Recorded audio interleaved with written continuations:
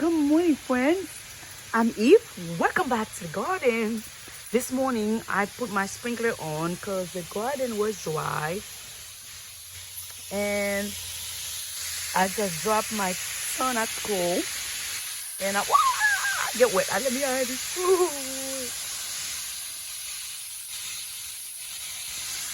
I'm right there. But everything looked nice. Look at those flowers. They were starting to be dry. I guess this week I need to water them by hand because once a while I need to water them by hand. Even not all the time. And I need to tie some stuff over there because the garden is taking over the front entrance. And I bet you when we're going to church, my son don't like that. Yep, this is the garden.